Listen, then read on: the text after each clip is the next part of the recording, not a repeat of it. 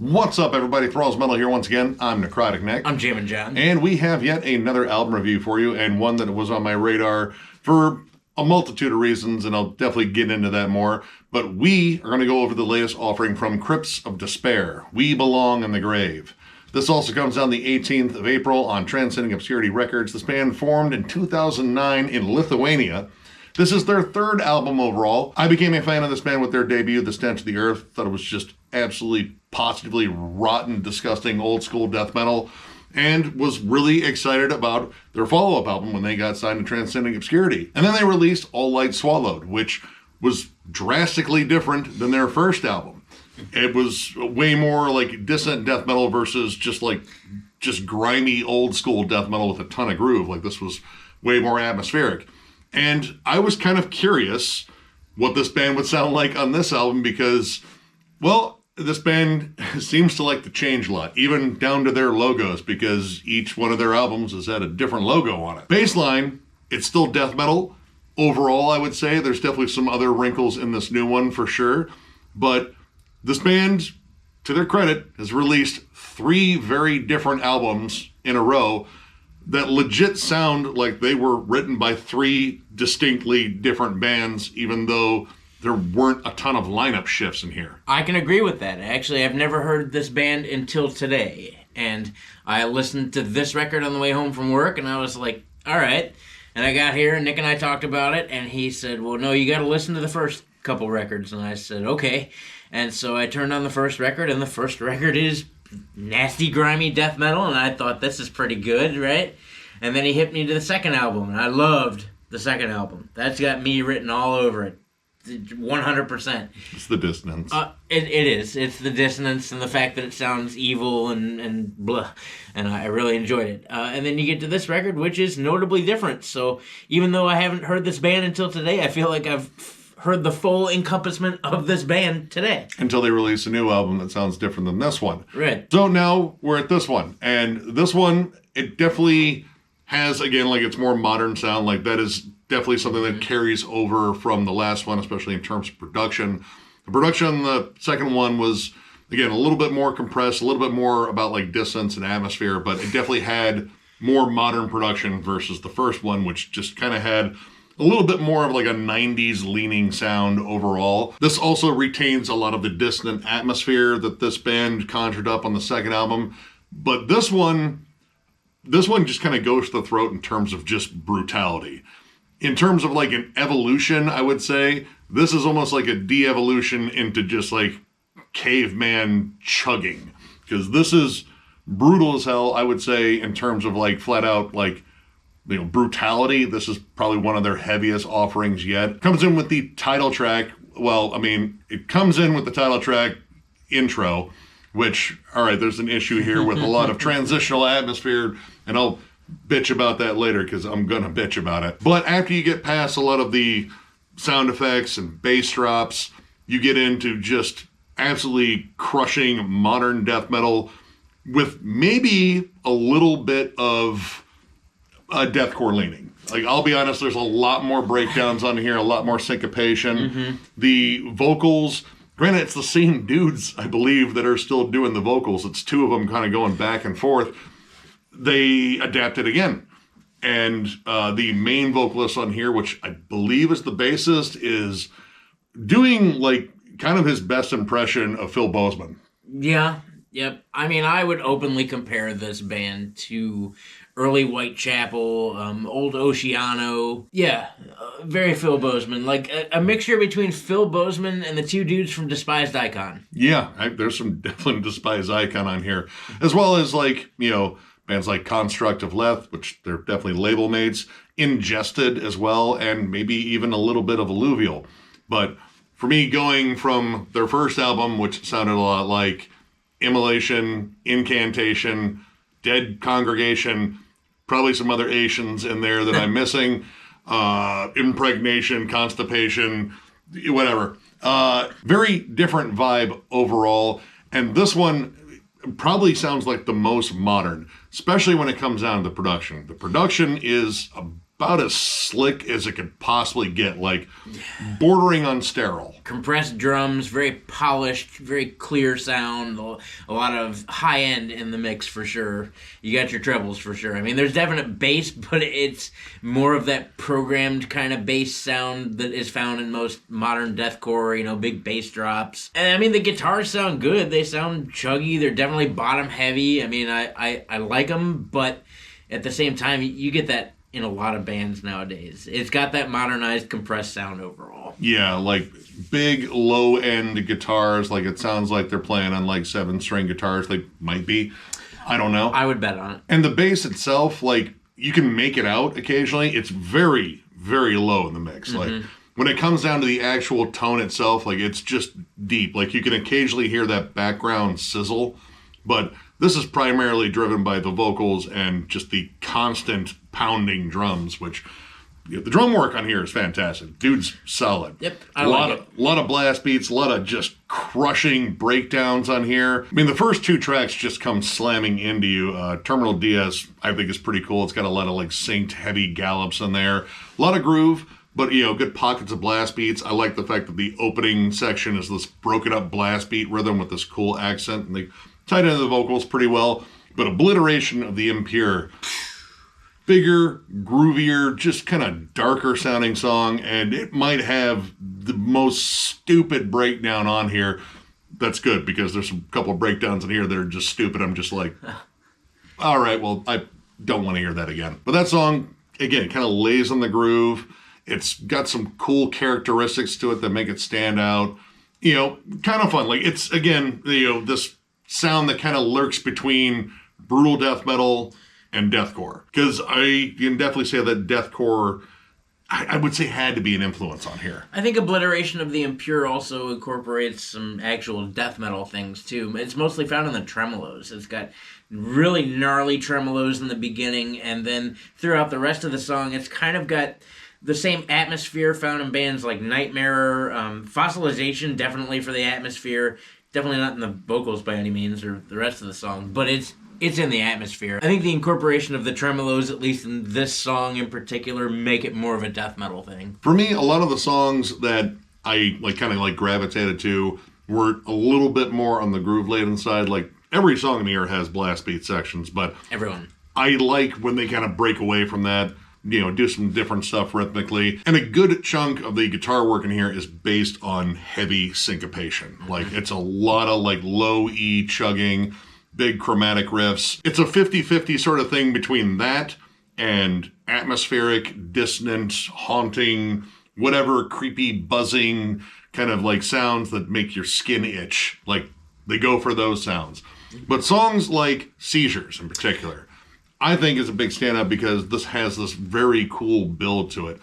It's probably one of the more atmospheric tracks overall. In fact, it opens up like a twisted jam session between Cult of Luna and Humanity's Last Breath. It's like you took the strongest elements of both and kind of combined them. You get the big heavy guitars, but that swell of atmosphere. It's a little bit slower and brooding. How it opens up with these slow drums and these haunting, clean guitars and these creepy fucking whispers in the background, yes, or growls, or I don't know. Sure. It's like a static filter over them, but it definitely adds a lot of atmosphere. But the song builds into this kind of monolithically slow, lurching song, and much like a seizure, it breaks into a whole seizure section, but it builds into it. Like, you get this absolutely just creepy atonal buzzing riff. Like, it's like walking into a swarm of mosquitoes, and then someone plays blast beats underneath it. That's how I like my mosquitoes. I don't like mosquitoes at all. Fuck mosquitoes. I mean, I don't like them, but I mean, if I'm going to experience them, it's got to be with blast beats underneath. There's a lot of familiar moments in this album. Like in the song Expulsion to Purgatory, there's a definite Fear Factory vibe going on in there. There's another Fear Factory vibe going on in Precipitous. Again, it's just in the riffing styles. And then the guitar tone. I mean, that sounds like a Dino tone. You even get a moment in Undelusioned where that's where I first got reminded of Despised Icon. And then again, for just a moment, and you'll hear it, maybe you won't, maybe you will, it's a Slipknot riff. It sounds remarkably close to People Equal Shit. It does. The whole back half of it, it's just kind of got it has that bounce, that like second part of the song. You know, where the bridge comes in, you get those like absolutely sick turnovers. Just a minute, it's yep. And you're like, wait a minute. The Despised Icon thing I got kind of right away because that song I would say is more vocally busy than any of the other songs. Like vocals on here, it's predominantly the low ones, and again, this dude's voice has changed on kind of every album. Like he's always had like this good low roar, but here you hear him do like some more like hardcore shouts, again, kind of like Despised Icon, but also some of those like deep gutturals as well. And the fact that there are so many vocals on here, like this just has a lot of vocal parts on it. That definitely draws a big comparison for me. And then the reasons I believe they might be using a 7-string guitar in songs like Terminal Dies, there's some bendy moments that just sound almost djenty, and I know that's a big thing in djent, to do that kind of bend and like to get that low of a low-end tone. That's where I think they might be using it. Another time that happened was the bendy breakdown and obliteration of the Impure. The whole thing reminds me of something I would have loved in like 2008, 2009, 2010. That would have been right up my alley. Honestly, this sounds like something I would have bought, you know, late 2000s, mid 2010s on Unique Leader. Yep. Mainly because this is, again, like very breakdown driven. Like every song in here has just a big, stupid, heavy breakdown. And sometimes I think they're really good. Sometimes I think they're pretty clever. Sometimes I just think that they're a little bit stock or they just don't fit. Like Seizures. I love like the first 3/4 of that song, but towards the end it just kind of, well, it moves from Seizures and gets breakdown fever. And then it kind of throws in two different kinds of breakdowns. You have a very djenty one where you get that kind of staccato riff. Yep. And then you get like just the big, dumb, brutal death metal, brutal deathcore kind of slammy breakdown. And there's some other slams on here.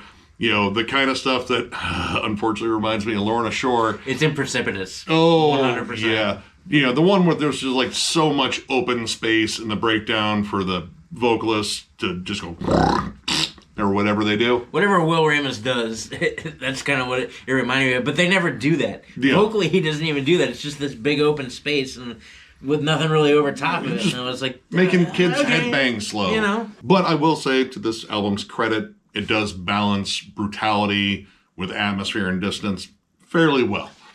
I will say that it does go overboard on atmosphere. And that isn't necessarily in the songs. In fact, the songs do pretty well with that. A lot of the dissonant parts, I think, work well. Mm-hmm. You know, if you're going to do like that whole combination of just brutal chugging, especially with like a 7-string guitar and like dissonant atmosphere, this works. This, you know, sounds like a lot of bands that I've listened to that do this kind of thing. Mm-hmm. But between every fucking song is an interlude, a segue, a bit of transitional atmosphere that sounds like sounds you would hear in Resident Evil or Silent Hill, or just like some industrial stuff, like, you know, you went to goth night and the DJ just brought his like noise project thing for everyone to try to dance to. It was like, dude, we just want to listen to KMFDM and fucking drink cranberry juice and vodka. A little bit of transitional atmosphere is fine. Like, you know, as I was listening to this, I was like, okay, is this going to happen to every track? Because it just gets old. It feels like they're padding out the length. If you stripped out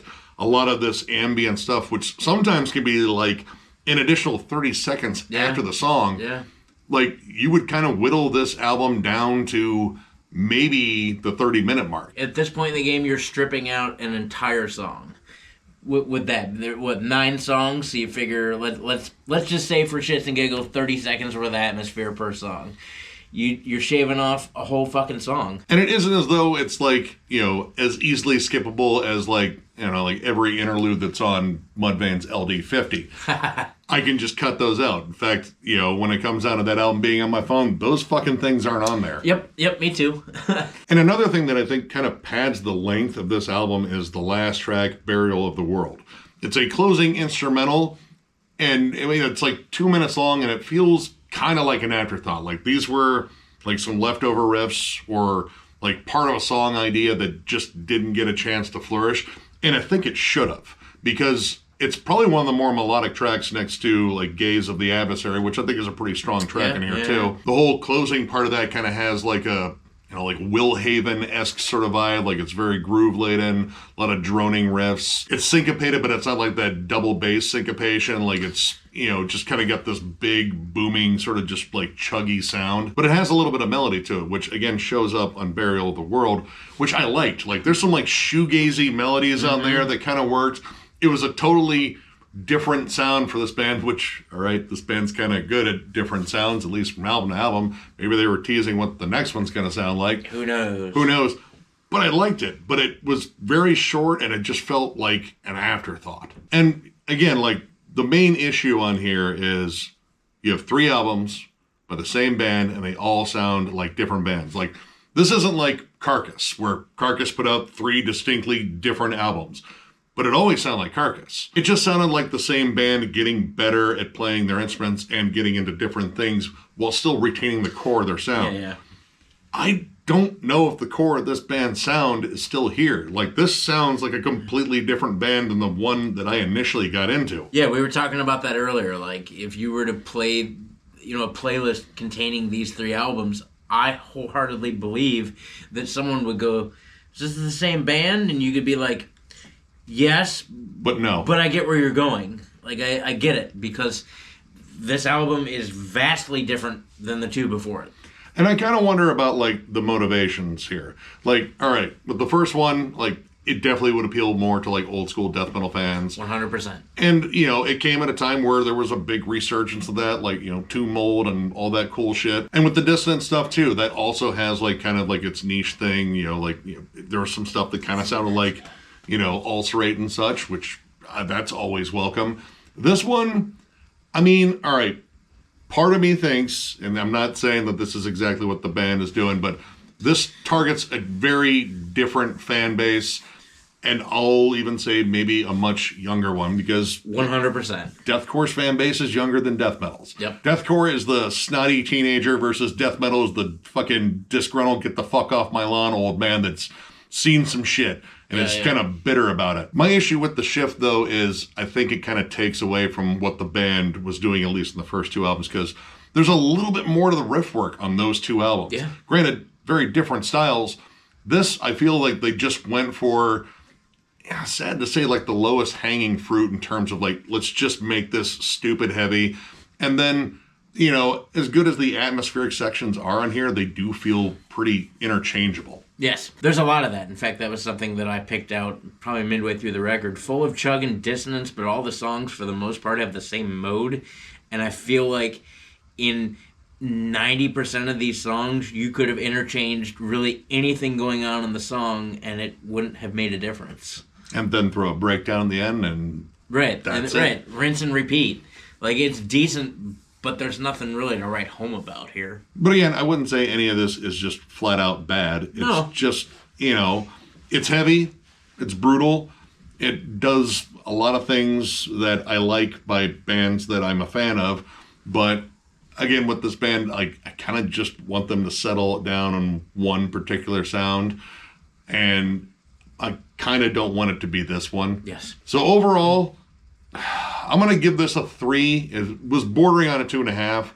But again, like, I think there's solid riffs on here. Mm-hmm. They're a little fucking primal and just kind of like, play the heaviest thing imaginable. But it's still effective. The drum work on here is solid. I think the vocals are really good. And when this band kind of, reaches a little bit further in terms of like kind of opening up their sound, like Seizures, I think is a really solid standout, at least for most of the song. Obliteration of the Impure, I think, is really good too, and Gaze of the Adversary. There's solid songs on here. It's just, there's a lot of extra stuff on here. And, oh my God, trim out all of that, nonsense in between, or just, like, shorten it up. Right. Or you can do it once or twice. Yeah, I don't need to hear, like, the loading screen on, like, 8 different fucking games in between every track. There's enough atmosphere in the music itself that I don't think you really necessarily need that much. But baseline, I would say if you're a fan of bands like Alluvial and Construct of Leth in particular too, and a little bit into the deathcore territory with like Ingested and Whitechapel as well, check this out. It's pretty solid. I'm going to go ahead and agree and give it a 3. That rhymes. It's not bad. It's a decent listen. This is, to me, late 2000s, early 2010 deathcore. Again, when I was like 25 years old, man, I would have been all about this. It has a lot of things that I enjoy. It's got chug, it's got dissonance, but there's nothing special to me about what was going on with chug and dissonance. Like, I like those things. I like those elements in a band. But the fact that it really kind of just sounded the same throughout this record, I think even the tracks I really liked, like, those were based more on atmosphere. And the other tracks, for me, are just really heavy, chuggy, syncopated things. Like, the drum work is solid, the guitar playing is solid, but it sounds like music that me personally wouldn't be necessarily so into these days. As I've gotten older, my tastes have changed a little bit. And while I used to really like music like this, and still, definitely respect it, it's not necessarily my bag. But at the same time, it was pretty decent. I liked still the incorporation of some things like some gnarly tremolos. Like, those will save most songs for me. I will agree about the transitional atmosphere. That was something that pissed me all the way off when we did the last Humanity's Last Breath record that we reviewed. And I remember that was full of transitional atmosphere. And I was just like, come on, stop. You don't do it every song. It's like a buffering screen on every song. Yeah, dude. Like, why? That's not necessary. The band is obviously talented. You guys obviously know how to get heavy, so scrap all that shit. I don't know. That's just me. But if you're into bands, like we said again, Humanity's Last Breath, Murder Made God, Ingested, Construct of Leth, Old Oceano, Old Whitechapel, you're probably going to like this. Check it out for yourself. And additionally, I'll say, I personally am going to recommend this band's first album, The Stench of the Earth. I think that album is just gross and filthy. If you like more old school death metal, that version of this band, you'll dig. And I'm going to personally recommend the band's second album, All Light Swallowed. Again, that is 100% me. Evil, nasty, dirty, dissonant, blah, death metal. It was so good. I jammed 3 songs off of that record, and I'm probably going to listen to it on the way home. That, to me, is probably my favorite thing that this band has released. Again, we're not totally shitting on this new album, but if you like other elements in your death metal, the first 2 albums are where it's at. So, if you enjoyed this review, give it a thumbs up. And if you are new to the channel, subscribe, because we do stuff like this all the time. We also have memberships. They're only 99 cents, and our lone perk is doing a members-only stream, which we might be doing one, I don't know, maybe the night you see this, maybe not the night you see this. I don't know. I don't know when you're going to find out. But we're going to be doing one here soon for sure. I don't know if we'll be doing one until after we get back from MDF for, May. Yeah. But we're definitely doing one here relatively soon. But memberships are the main way to support the channel now. We also still have our store, thrallsofmetal.com, which is linked down below. That has our t-shirts and hats and such. And of course, if you would like to become a member of this channel, which is 100% a good idea, I can't think of any reason not to do that. It's 101% a good idea, you guys. Join or don't join. Doesn't really matter. We're just happy that you're here. We're thankful for all of our subscribers and everybody that helps keep this channel alive and growing, for that matter. That baffles me, but we are growing. Thank you for being here. Tons of content coming your way. Album reviews, discography rankings. We got At the Gates coming up next. We're about to air a segment that'll work in tandem with the rankings from now on that we think is going to be pretty cool. That's going to be a lot more interactive for you guys. Beyond that, we've got Nick's collection updates, States of Metal, Is It Metal, Is It Not Metal, multiple discussion forums, live streams that are not member-related, live streams that are all metal stuff all the time. We do it for you guys. Thank you. Yeah, you guys absolutely roll. Tons of content coming your way. So one more big thank you, because you guys are awesome. Thank you. And we will catch you later.